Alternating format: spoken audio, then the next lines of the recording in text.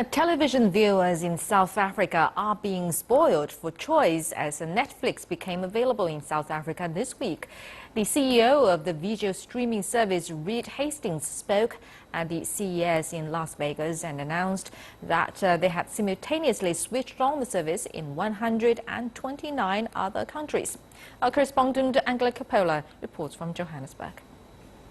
The announcement came with much fanfare, and at least one local competitor sat up and took notice. This is going to sound counterintuitive, but genuinely we think it's good news. And the reason I say that is internet TV is a new thing in South Africa.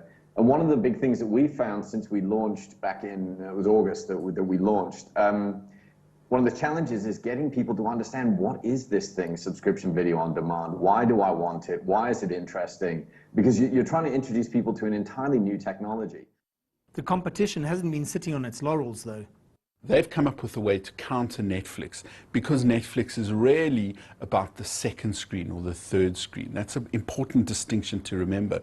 No one is going to watch live news or live sport on Netflix. Netflix doesn't offer that. It offers what the industry calls the back catalogue. Just had a look at the Netflix South Africa site, and to be honest, it's quite easy to use.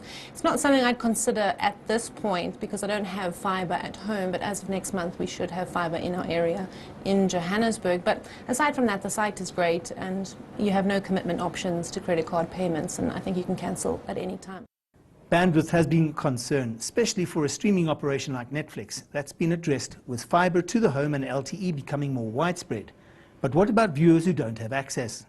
We've done something to adapt our product particularly for South Africa or Africa, and that's adding a download feature. So this is particularly just at the moment for our Android app, but you've got an Android tablet or an Android smartphone. Technology and bandwidth aside, it's all about the content. One of the things that Showmax has that Netflix doesn't have is local content. We have 20,000 episodes and movies, adds up to about 12,000 hours, which is, I think by anyone's estimation, a decent-sized catalogue. Where Netflix and Showmax have a very interesting dynamic is that Netflix doesn't carry any of the content from HBO, which is the big pay TV provider in the States. HBO has their own service called HBO Now, whereas Showmax is able to carry some of those HBO shows. It seems that consumers might be spoiled for choice in terms of going Netflix or Showmax. Bottom line here is that it's affordable, but it all depends on how much bandwidth you have. It seems like Showmax has found a way around that, and they seem to be understanding the market a little bit better than Netflix does. I'm Angelo Coppola for CCTV in Johannesburg.